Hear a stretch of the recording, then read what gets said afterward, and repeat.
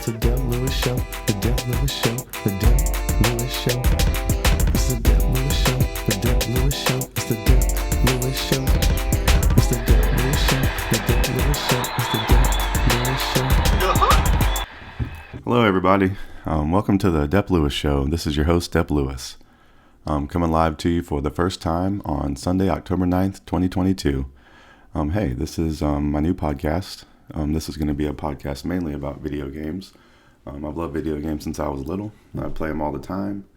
I have an Xbox, I have a PlayStation, I have a Nintendo Switch, I have a 3DS, I have a Mac that can play some games that I'm going to talk about at some point. And yeah, so this is going to be a great podcast. It's going to be a little bit of a learning curve for me. I've never done this. Excuses, I know, but yeah, please just do bear with me, and thank you if you are listening. Just to see how it goes. I think this will be fun. So yeah, the whole structure of this show is basically I'm going to talk about the video games I've been playing. I plan to do this weekly, and I can recap what I've been playing, what I've been liking, what I've maybe not been liking, maybe games I bought, and then also I watch lots of podcasts and YouTubes and press conferences and trailers and all sorts of things during the week. So I'm going to start just taking notes of those and writing down what I think is cool and coming here and talking about it. So that's going to be the whole gist of this show. And I'll also get into other things I like in the entertainment world. I listen to lots of podcasts. I like sports. I like music. I do some reading and all sorts of other shit. So thank you for listening. It's going to be really cool. And let's just get right into it. We're going to talk about what I've been playing. And with what I've been playing, it'll probably be kind of nice to get a feel for what kind of shit I like. And since this is my first time doing this podcast, and it's October, I'm going to talk about my favorite games of the year so far. So I have a long list here, not too long, but I played a good bit of the games this year, and there's some I've missed, and we can talk about those, but I have a strong 10. Last year, I believe I only had, maybe 5 or 6 that I wanted to even include on the top 10 list, so 2022 has been pretty killer. There's a lot of stuff I've played and want to play more of. So, that's as good as it can get. And there's still stuff coming out. So it's a really cool year for video games. So I'm just going to go down my list, starting from number 10 down to 1 so far, and just talk about what I think about these games. So this order, it's been pretty set in place for a little bit, but it's definitely subject to change. And I think number 1 on this list is still holding very strong. So I'm just going to give you those insights before going through this list. So coming in at number 10 is Tunic. I played this on Xbox on Game Pass when it first released, and it is really cool. I suck at Zelda games. I suck at difficult fighting games. So this game, on its face, it looks cool, and the graphics are awesome, and it's just an open kind of world thing. You just kind of get loaded into the world, and it's like a little bit of, Dark Souls. It's like, hey, just kind of find your way around things, and it's really, really, really cool. And I've played a couple hours of it. I didn't have Game Pass for a while. I have Game Pass again right now, and might give it another shot, but Tunic also has just been released, on Nintendo Switch and PlayStation 5 recently. It was a exclusive. I don't know if it was on PC, but it was exclusive to Xbox. That's the first place I played it. But just in the last couple of months, I think in September, it came to other platforms. So it's pretty cool. I've recommended it to a few friends who like Zelda games, and it kind of has the top-down Link's Awakening kind of style to it. So it's one that I want to go back to. I believe it's $30. So it's something I would. It looks like it's worth $30. It's really visually cool, and I don't know how long of a game it is. Actually, I think I saw it was 12 hours. I'm lying. 12 hours. It's kind of a short experience, but it looks like it doesn't leave any seconds on the table there. All right. So number 9. So that was number 10. That's coming in at number 10. Favorite game of the year for me. Number 9 is Rogue Legacy 2. This is another game that I can only play on Xbox right now. I could get it on my Mac laptop, but that's not where I'm buying the majority of my games, or really any of my games. Rogue Legacy 2 is really, really cool. Haven't played enough of it as well. This could maybe flip-flop with Tunic now thinking about it. But Rogue Legacy is obviously a roguelite. And the cool part about this game is you start with your character, and once that character dies, you become their heir. So it gives you three choices of which kind of heir you want to have. It could be a knight with a sword, a guy with a bow. It could be a magic person. It could be a tank. It could be a giant person. Blah blah blah. So the whole thing is, it's just one death, and then your next heir goes and has to try to tackle the dungeon. I got a PlayStation 5 this year in June or so that's kind of been taking over my playing on the Xbox because I've just been so excited about it. But Rogue Legacy 2 is just something I know I like because I like games like Spelunky and Dead Cells and Binding of Isaac, and there's a few others, Hades. Those games are right up in my wheelhouse. So Rogue Legacy 2 is something that I'm just going to have on my console for a long time, and it's one you can play kind of at any point. Haven't seen nothing wrong with that game technically. It has a really cool style. It's the kind of the medieval style where you got swords and bows and magic and stuff like that. So that's really what I'm into. So Rogue Legacy 2 is a really cool game, and it'll be cool to see it come to other platforms. Rogue Legacy 1, I believe, is kind of across everything. So Rogue Legacy 2 coming in at number 9. Number 8 is Horizon Forbidden West on PlayStation 5. This game came bundled with my PlayStation 5 unexpectedly, which made this like one of the cooler things in a while because this is a $70 video game.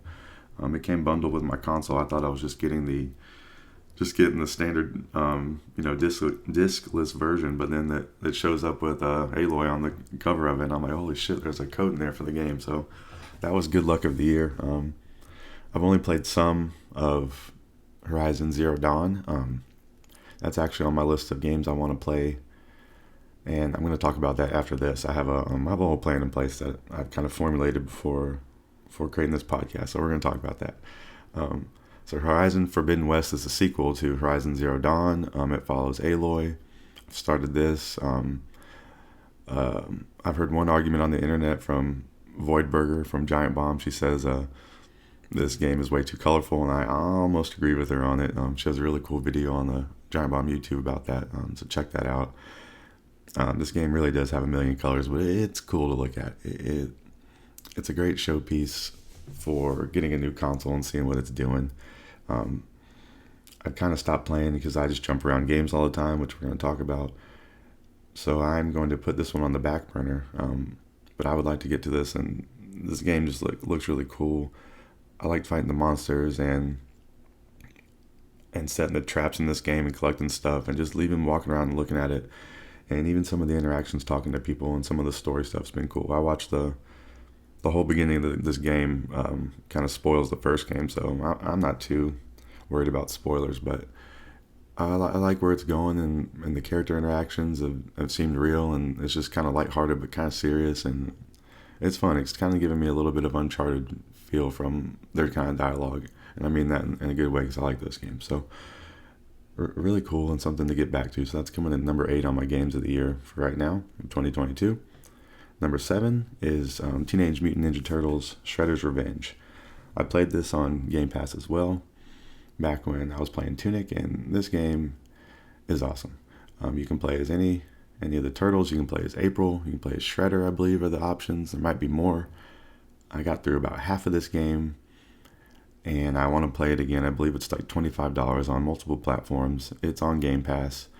There's also that Cowabunga collection that came out, which I think will run you $40, which is all the classic Turtle games in one.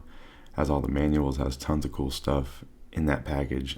I wanted to kind of buy that and this game for permanent. Shredder's Revenge would be cool to play with friends.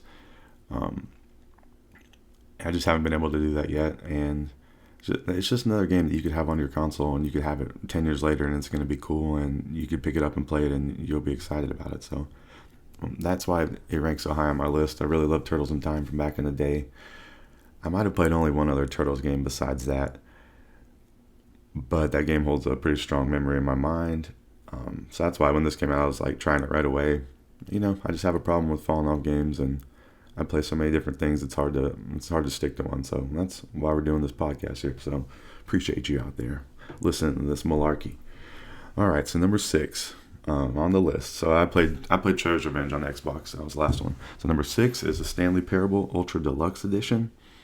I was a noob to Stanley Parable, never played it back in the day, and I downloaded this on Switch. I don't know if it was before or after I got my OLED, but this game's awesome. The narrator rules. It's a very short game. It's just kind of a thought-provoking game. I might have said thought-provoking already once in this podcast. It's stupid, but it's really cool. It just kind of makes you think about things. It's funny, and I would just recommend it to pretty much anyone who likes kind of narrative-y things. This is definitely narrative, but it visually looks cool too. And there's a million different paths. I tried to see a good bit of them, so I felt satisfied kind of stopping where I did. But I could go back to this game and play it more. And I've thought about doing it even a couple times since it's been released. So this game really kind of surprised me how much I like it, because I think this original game came out a long time ago. And this was like if you want to play this and if that sounded interesting, you should just go try it. It's not a full price game. It might be $30. So that's something I recommend you try. And it's number 6 on my Game of the Year list. So number 5 is Kirby and the Forgotten Land. This game came out earlier in the year. It seems like a million years ago. But this game ruled. I don't have much experience with Kirby games in the past. Just here and there. I played like a demo on that first one that came out on Switch, and kind of wanted to get it, but it just seemed easy. This seemed a little more like Mario Odyssey style, so it was a day one purchase for me. And just like the recent Marios, like Mario 3D and some of the 2D All-Stars, they implement that mechanic where you have to collect the coins in the stage, and then if you have to collect a certain amount of coins to move on to the next area. I don't necessarily like collecting those 3 coins on all the stages, so it sometimes makes it hard for me to progress in these games. So I would say in Kirby and Forgotten Land, I probably got 75% of the way through it, and then wasn't able to access the next area and just kind of put the controller down. But that game was, super fun. I loved all the Kirby stealing other people's abilities things was amazing. I had a list at one point of my favorite ones, so maybe that would be a cool thing to talk about again and revisit. But really cool game. I heard from, I don't know, it might have been Min-Max podcast or I feel like multiple people might have said the ending of this game is crazy, and I don't know what they would mean by that, because it's just a fun platformer. In the Mario Galaxy games, sometimes they flip the courses around, but they just made it seem like it was the ending of this game was crazy, kind of like story-wise. So I don't know. I need to push through this game at some point when I want to and check it out again. But it's really fun, and I would recommend it for sure. Number 5 on my list.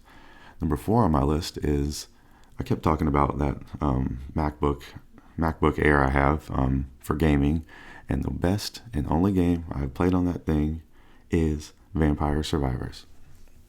I think Vampire Survivors could be my most played game this year, and it's kind of ridiculous because it was $3. I got this game on Steam.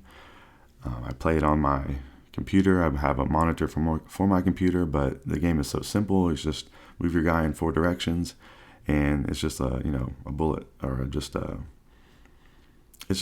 shooter. There's just people coming at you from every angle on the screen. You're just moving your guy around to avoid the guys, and you're just shooting them. And you're getting power-ups as you go. It has roguelike elements to it. It is so simple. It is so cool. It is so fun to play while you're listening to a podcast, or just, it's just so cool. There's multiple characters in it. I've only ever unlocked one. But I just can't recommend that game enough. It's $3. People play it on their Steam decks, and I'm super jealous of that. I wish this game would be on Switch. I would buy it for $3. I'd buy it for $30. They need to put this on Switch, or they need to give everyone a free Steam Deck who bought this game. So Vampire Survivors is super cool. Please check it out, especially if you play games on your computer or something regularly. It's a no-brainer to get, and it's $3 and it's fun, and I just highly recommend it. Number 4. So number 3, we're going to go to Cult of the Lamb. This is a game that I bought on PS5. One of my friends got it on Switch and was like immediately hyping it up, saying you have to try this. This is cool. This is Animal Crossing with roguelite elements, and I forget the other descriptor he said, but he was immediately selling this game. Or he might have said a Binding of Isaac or something. This game is amazing. At launch, it had some technical problems. It was patched kind of shortly after, so this was one that looking down the road we'll kind of forget about. It launched kind of wonky, but it was hard to this game had some glitches and bugs on the PS5 version I was playing where you couldn't progress to the next little screen. You would get stuck in areas. There's a section where you pick which path you're going, and the screen would black out, and you'd have to pick which way you were going and not really know where you were. My friend was able to actually navigate through some of those things because he had played it so much, which was funny. But it was just kind of that thing where you had, all right, man, I need to put this game down and come back, a few weeks later after it was patched. And they did a very good job at patching that game quickly and getting it into a good condition. And I've been playing it more. I think I'm up to 20 followers or so. And I've actually beaten the whole little first world, and I think the last time I played, I died with a smidge of health left on the start of the second world, and I just kind of got frustrated, and I bounced around. But Cult of the Lamb is a game I'm still currently playing and really enjoy it. So that's number 3 on my list. Number 2 is probably the best game of the year, just in terms of a straight up video game. It's super cool. Came out earlier in the year. It's called Elden Ring. This is a From Software game. This is maybe the first From Software game I played. Actually, I played Bloodborne, but I've never played any of the Souls or Souls games or Sekiro. And I suck at hard video games. And this is a hard video game, but it demonstrates exactly what you need to do. It's just brutal, and it's brutal every second of that game. Every time you're walking around, pretty much. You can be killed by something, or there's something to look out for. You can barely pause it. You can have a giant jump on your head. It's insane. I'm still currently playing this game, and it kind of stands out as the best, open world game. There's a million of them, like The Witcher and Horizon, and even God of War. Any third-person game. This is cool, and it's not saying it's better than it. It's just doing what it does so well, and it's so impressive, and it's just kind of a scary thing to me. It's a scary game to play, so it's hard to, build up the courage to get in that world. But I've created multiple characters, just trying that out. I'm currently playing the Astrologer, and I'm playing it on the PS5, and I'm just kind of just adventuring more in this game. I've kind of started looking up guides a little bit, just trying to get some sense of where to go, but they don't even really give you any good sense of where to go. So I'm just trying to collect as much stuff in that game as I can. And I feel like I'm going to be playing it for a long time. And it's a game that sticks in my mind as these other third-party game comes out. I'm I could be playing Elden Ring. So it maybe is something I should focus on. But it's number 2 on this list. That is only because I've played this game, the number 1 game, even more than Elden Ring. And probably more than anything but Vampire Survivors this year. And that game is Splatoon 3 as the number 1 game on my list right now for 2022. Splatoon 3 is amazing. I've only played the multiplayer. I think I just hit the 15-hour mark. These are 3-minute matches, and they're just so much fun. I'm using the Splatzuka, I think is what I'm using. The Splatter Shot, and it has the suction bomb and the Trizuka. I've just been playing Turf War. I've just been playing by myself, and it's amazing. I like the music, and it's even good without the music, listening to the podcast, and it's one of the better multiplayer games I've played in a long time. And I think I'm going to continue playing it, and I think I'm sort of good at it. I'm usually finishing on the top of my team, if not the top of the lobby. And it's usually around 900 or 1,000 points, something like that. Expert splatters can tell me if that's noob-like or not, but from what I'm seeing in the ranks, I think I'm level 12. I feel like I'm consistently doing okay, even without having a team of people coordinating. So it's really fun. I played Splatoon 1 and Splatoon 2 just a little bit, kind of trying the main stories kind of more so. But this one I just jumped right into the multiplayer, and I'm actually using the motion controls because that was recommended online. I think that gives me an edge playing it because I think I'm good at the motion controls, and it's really cool. I like upgrading the gear, and I was on Team Gear in the first Splatfest, and the next Splatfest is coming up 11/11, 11/11/22, and it's the Pokemon themed Splatfest. So you're going to be able to pick grass, water, or fire type, and I don't know. I was leaning water, but now I'm thinking maybe I'll go grass type. I think I want to skip fire for this time, but we'll see. So Splatoon 3 is number one. I don't know what could knock it off the list this year. There's still things like God of War Ragnarok coming out, Call of Duty Modern Warfare 2 coming out, Pokemon Violet coming out, and Pokemon Violet is something I want to play. But I'm still playing all these games. I mean, there's really nothing on that list I just mentioned that I'm like done playing, and like that I wouldn't want to play more of. Some of those games I don't even own anymore, and I want to buy them still. So, it's a great list of games. And the other things I played, or I bought and played a little bit of, are Ollie Ollie World. I bought that on my Switch. I tried it a few times. Wasn't really in love with the way you're just endlessly running and you're just kind of jumping, but I need to play that game again. It looks cool, and I just really didn't give it enough time. But I'm glad to own that on Switch, because it's a cool one to have in handheld, it seems like, and it's just another game to have in the stash that seems neat. I played Pokemon Legends Arceus. I played that on Switch earlier in the year. I didn't complete that game, but played maybe 20 hours or so, and I really like the mechanic of catching the Pokemon in that game. And I'm hoping that's going to be implemented in Pokemon Violet. So I'm looking forward to Violet. I like the structure of Violet more, of the main game Pokemon's possibly more, but I don't know. Pokemon Legends Arceus, I may have given up on it too quick too, but I like some Pokemon. It was a cool game. It just didn't make my top 10. King of Fighters 15. I bought that on Xbox Series X. I really like fighting games. I really just kind of randomly get into fighting game kicks. I have a fight stick for my Xbox and my PlayStation.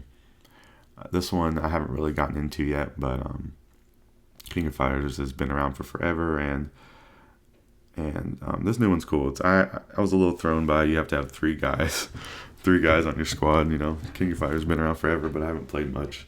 But it's cool. I know if I played more of it, I would like it. I'm kind of getting the Street Fighter itch lately.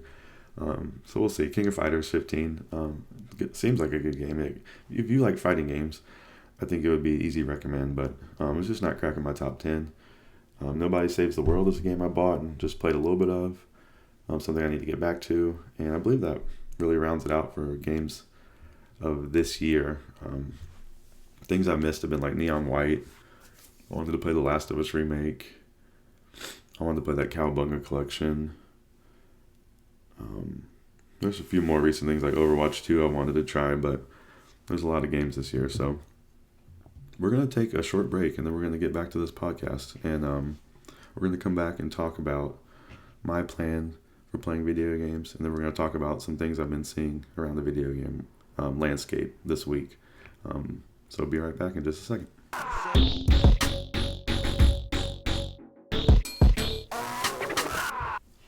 Welcome back to the Dep Lewis Show.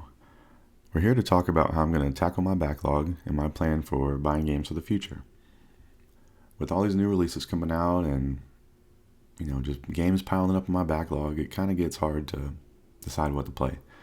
I feel like that could probably be a common thing out there. So I'm going to talk about it on this podcast and try to help all of us through it and show you how I'm trying to attack this plan. Came up with this maybe a week or two ago.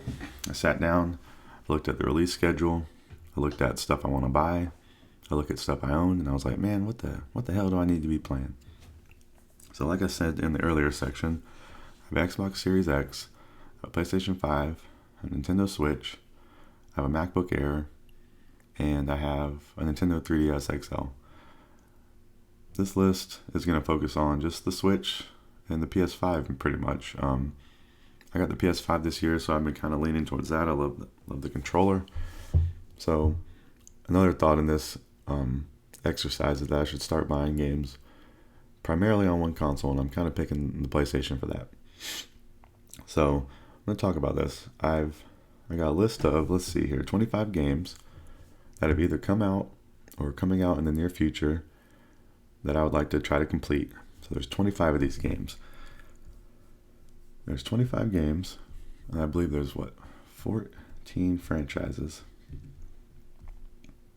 Yeah, 14 different franchises. So I'm going to go down the list of franchises here so you know what we're working with.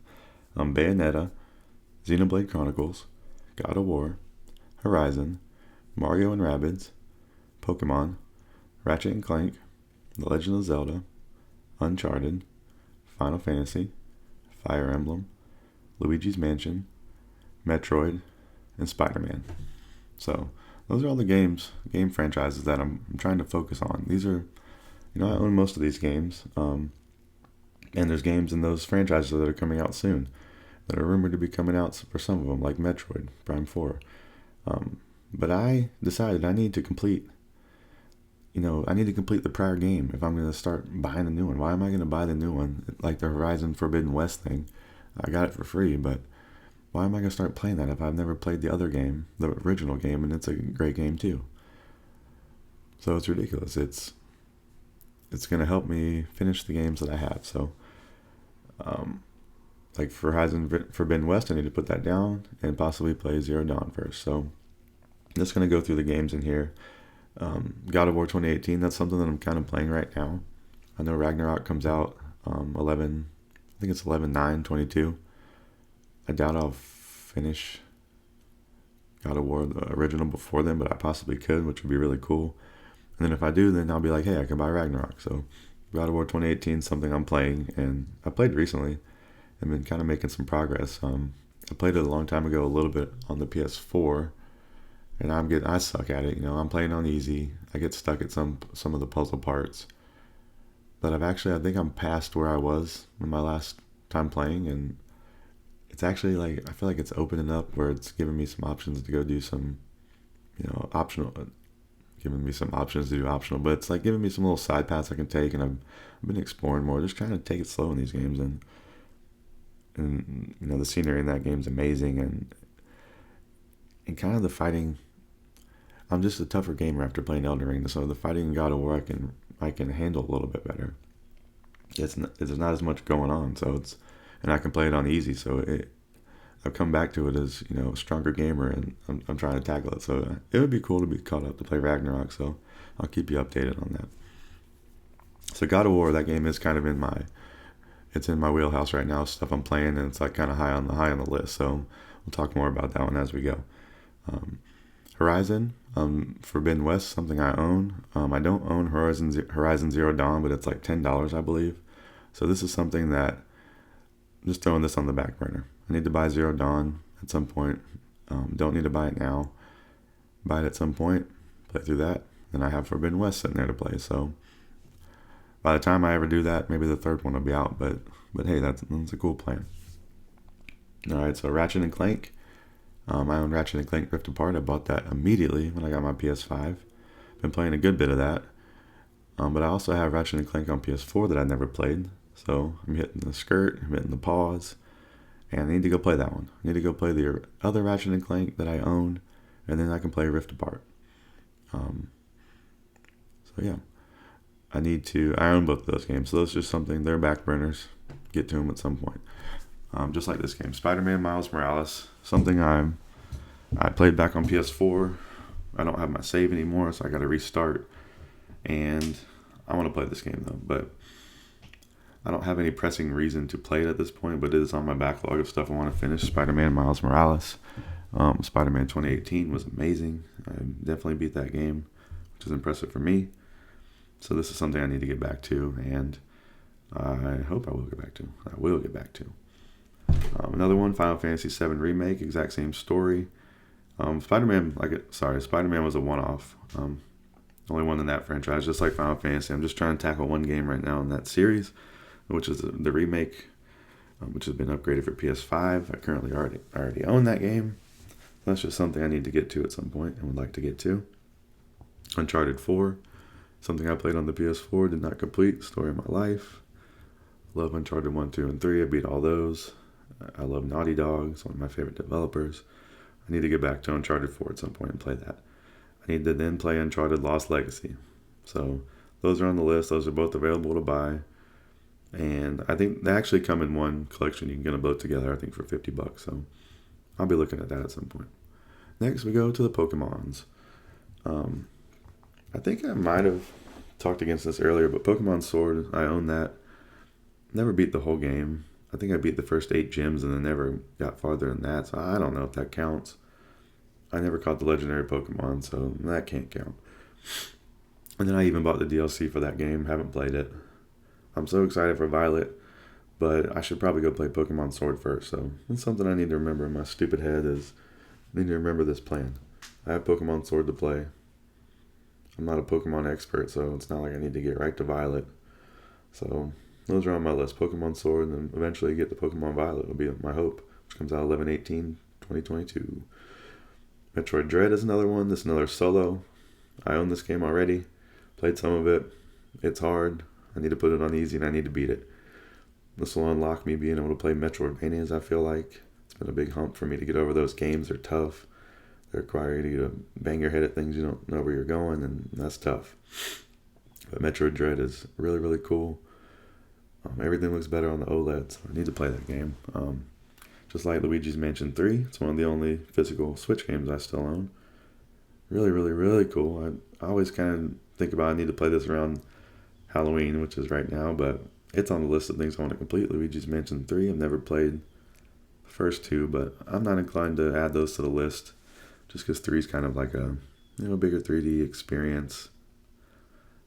More, just a bigger experience than those other 2. The other 2 I'd have to play on a DS or find some other means to play them. So I want to play this on the Switch, and I will.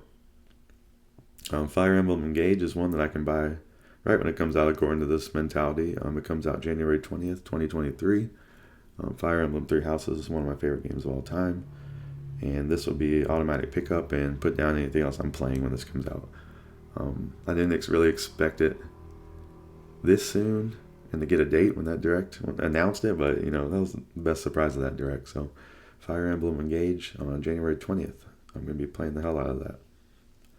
The next series is something that's really cool, and there's an upcoming game coming out on the 28th, October 28th, and that's the Bayonetta series. I would like to play Bayonetta 1, Bayonetta 2, and then get to Bayonetta 3 at some point. I feel like I have a hurdle in my mind to play Bayonetta. It's just kind of old, I feel like, but and Bayonetta 2 is so revered, I'd like to jump right into 2 maybe, but I should go back to 1. I think these games have difficulty levels. So Bayonetta is a franchise I'd like to know something about and play. This next franchise is probably the most ambitious of what I'm trying to do, and that's Xenoblade Chronicles. I would like to play Xenoblade Chronicles the Definitive Edition, Xenoblade Chronicles 2, and Xenoblade Chronicles 3, which came out this year. So those I could play for 100 hours a piece, I believe. And that's why I'm adding this list. Gotta have something crazy hard on there. So I'm going to add those to the list, and there's no way I could run out of game. I couldn't be complaining about, I don't have shit to play. I'm like, damn, I got Xenoblade Chronicles to play. Xenoblade Chronicles. Mario and Rabbids is another one that I've added to this list based on the upcoming release. Mario and Rabbids Spark of Hope comes out 10/20. Mario and Rabbids Kingdom Battle is the prior release, something I need to complete before buying the new one. I don't own either game, and I don't have a pre-order, and I don't own Kingdom Battle, so just something on my radar. Another game on this list that, if you're listening, you're probably like, oh my god, you're an idiot, you haven't played this. This is the coolest game ever, this is the best game ever, this changed gaming, this changed the games going forward, this game is amazing. You should play this game multiple times. I can't believe what the hell are you doing? Why are you even recording this podcast right now? Why aren't you playing this game? And that's Legend of Zelda Breath of the Wild. Something I gotta complete. Zelda is a franchise. I think I've played every single one of those damn games, and I don't think I've ever beaten one. So it's the perfect one I need to make happen. Breath of the Wild. I own this game. I own the DLC. I've played it, started it 3 times. I suck at it. I'm a big freaking chicken. I'm scared of the open world. I'm scared of Ganon. I'm scared of those shits flying around. But I'm going to get to it. So I can hopefully then play The Legend of Zelda Tears of the Kingdom May 12, 2023. Because that is a giant release. Everyone's going to be talking about it. I'm going to want to be talking about it. But I can't be talking about it unless I'm caught up. So that's the whole story here. Trying to get a plan together to tackle this backlog. I obviously have other games I play, like Splunky 2. I play Cult of the Lamb. I played Splatoon 3. I try out random games on Game Pass. Like I played Forza the other day again. I played Deathloop, just trying that out. I'm trying stuff all the time, but these are the games that I want to have a list of. Try to cross them off, kind of like I do with reading books. It's helped out in that area, reading books, of having a list, having a plan, going kind of one by one-ish or whatever it may be. It might be hard for me to do with games, but that's going to be the plan for this. So thank you for listening to my plan. If you want to send an email to DepLewisShow@gmail.com and tell me how I'm wrong or right, or in the future tell me what the hell, hey, you forgot about playing this game, or why the hell you listening to your plan, you dumbass, send your complaints there at DepLewisShow@gmail.com, and we are going to be right back in just a second.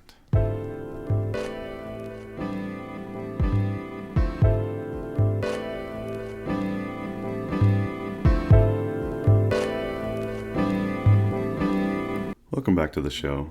This will be the final section of the podcast today, of the show, of the extravaganza, of this first effort into the podcasting world. I really appreciate you listening. And this last section, we're going to talk about, video games I've seen other people playing, or just things I've seen on the internet, like trailers or whatever it may be, announcements. Kind of run down those. I watch a lot of streamers too and listen to podcasts, and maybe talk about, things I've seen them play.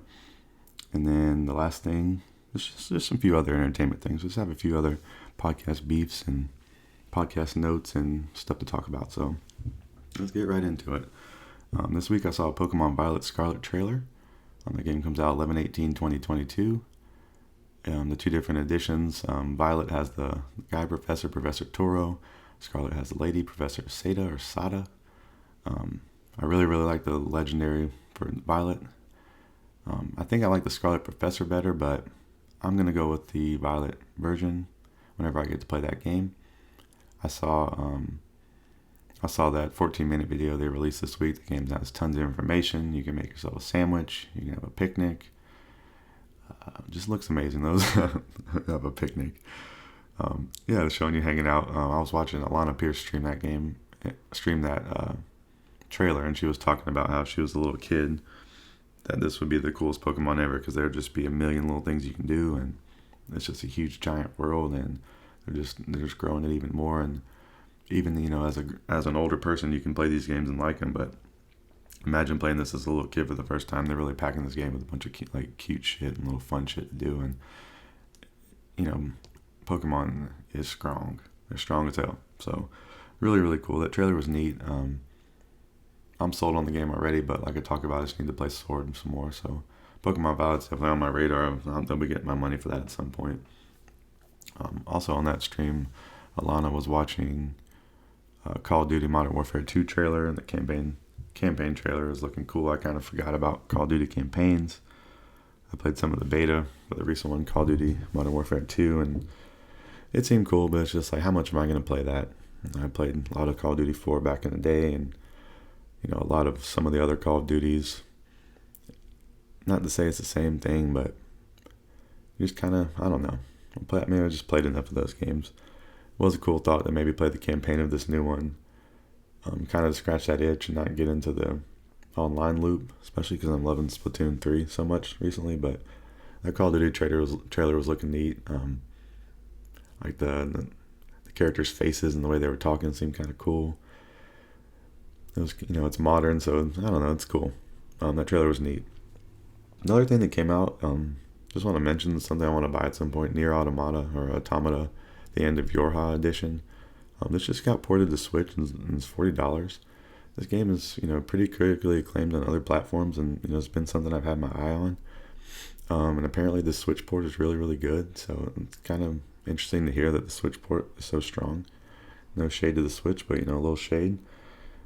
So that's just something that, if you're listening, maybe it's something you want to try something new, $40. That game's supposed to be really, really awesome. So Nier Automata, just came out this month, or just recently. So maybe something cool to pick up. Also saw Cyberpunk DLC, Phantom Liberty. It made me re-download Cyberpunk on my Xbox to give it a shot again. I played that game at release. Ran into that little bit of a mess that game was. Have you ever heard about that? But apparently now, they got the Series X version, they got the PlayStation 5 version, they've got some DLC coming. They announced Cyberpunk 2. Maybe something to get back to. I've heard some recent people talk about how cool it is too. So I know people that have finished it back in the day. I know people that talk about how cool it is recently. I really like CD Projekt Red as a studio. So great time to be a video gamer. I booted up Witcher 3 the other day to notice they didn't have a next gen update yet. And I just kind of did that amongst they announced those 3 new Witcher games, and they announced that Cyberpunk sequel. So those would be cool. I'll be checking out on most of that. I'll be interested to see the Witcher games. Witcher's something that I played a good bit of, but just never completed that long ass game. Something I should play. But the new series apparently is not going to have Geralt, so that's interesting. I feel like maybe it'll be a Lady Witcher, which would be cool. Street Fighter 6, something I saw. I watched a live stream this week. I think it was IGN that did it, and they had the voice actor of Luke, Alex Lee, and he was playing with this guy from IGN who was pretty amazing at Street Fighter, and just made me. Tried to look up the release date, and it just says 2023. So I need to play some Street Fighter 5. Now that I got my PlayStation again, I got my fight stick, I need to re-download Street Fighter 5 and get back into that. Especially after kind of missing on King of Fighters, I need to get into a fighting game again because I miss it. Street Fighter 6, definitely something. That's something I can buy when it comes out, because that's something you can always play. Overwatch 2 just got released. The whole release apparently was kind of terrible. They switched to a free-to-play game, and in doing that, they shut down Overwatch 1, kind of transitioned everyone's shit over to Overwatch 2. Apparently the servers were going crazy. People were having all sorts of problems.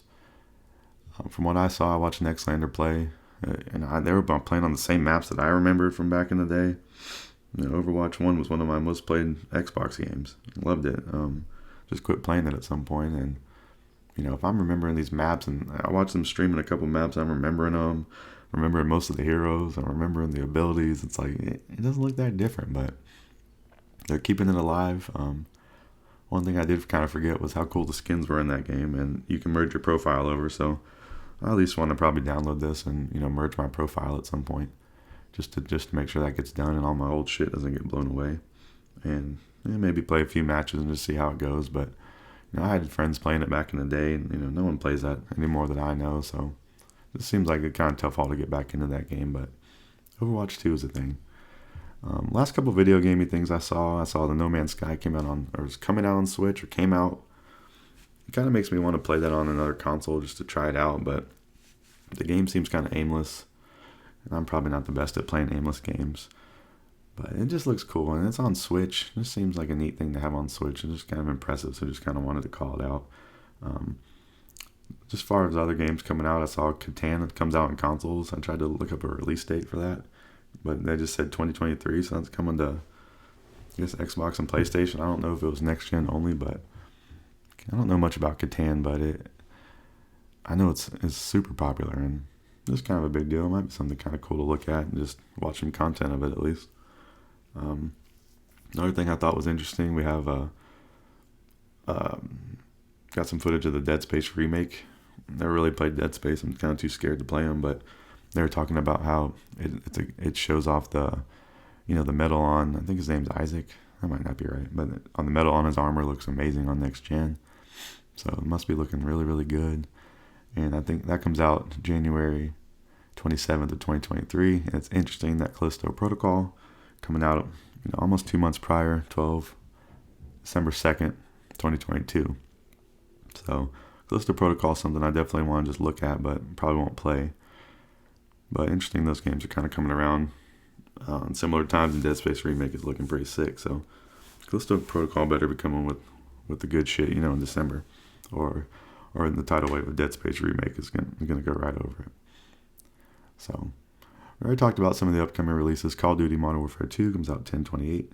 Bayonetta 3 comes out that same day as well, and God of War Ragnarok comes out November 9th. So those are kind of the more recent big games coming out, just to keep those in your mind. The last thing we're going to talk about today is some miscellaneous stuff. We're going to talk about the Tim Dillon Show breakup. Tim Dillon, I subscribed to his Patreon. He's my favorite comedian right now. He's the funniest. He's a funny fuck. And his podcast, him and his producer, says his producer wants to go on and do other things. Producer is no longer on the show. Producer Ben Avery. People call him the giggler. He just listens and giggles. But everyone who likes the Tim Dillon Show, for the most part, has liked watching Tim and Ben together. So it just kind of sucks. I watched his most recent episode last night with his old friend, and it was good. But, I don't know if it's just the recentness of it, but it'll be all right. Tim's very funny. People are complaining about Ray Kump being on that deleted episode, and Ray Kump's very funny. I listen to his podcast, and I'm just kind of trusting in Tim to be funny. So it's like, I think the show will go on. It'll be different, obviously. I've had other podcasts I like, many other podcasts I like break up or change. So it's like something I'm getting used to. And part of the reason I'm doing this podcast myself is, all these damn things are breaking up and splitting up, shit you like. So might as well kind of talk about some stuff myself. So, hopefully Tim Dillon's show's still going on the up and up, because that guy's hilarious. Just to shout out other podcasts this week. Danny Brown's show is amazing. His episode with Brian Simpson this week was hilarious. Brian Simpson is too funny. I love him on Killed Tony. Love him on other podcasts I've seen. He's done stuff with Tom Segura. So please go watch that. And then Danny Brown was also on Are You Garbage with Kevin and Foley. So I think that's their name. No, Ryan and Foley. So go watch Are You Garbage with Danny Brown. Danny Brown is one of my new favorite guys. I liked him for a long time, but he is doing some great stuff out there right now. Go Danny Brown. Another thing to go watch is Shane Gillis' show. Him and John McKeever, Gillian Keeves. They dropped a special. Something I want to go watch and pay for. I think it's GillianKeeves.tv. They released an hour-long special.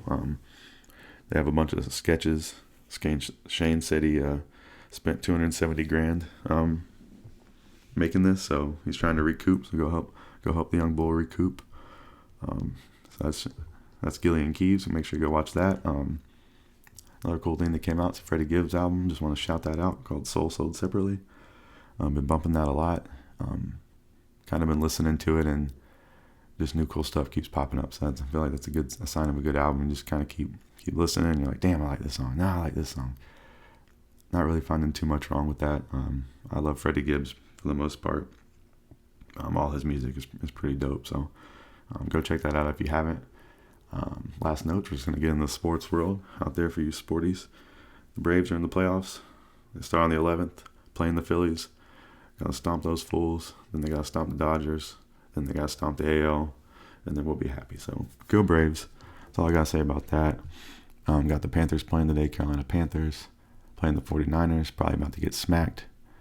But we're going to see. Panthers have to be surprising me to win, but, you never know. You can be surprised. Go Panthers. Hopefully Baker Mayfield will throw some touchdowns today. That's all I'm going to say. Throw him to DJ, baby. And that's it. Got a lot of sports going on. Got a lot of games going on. Thank you for listening to this podcast. I'm going to be back next week with another podcast.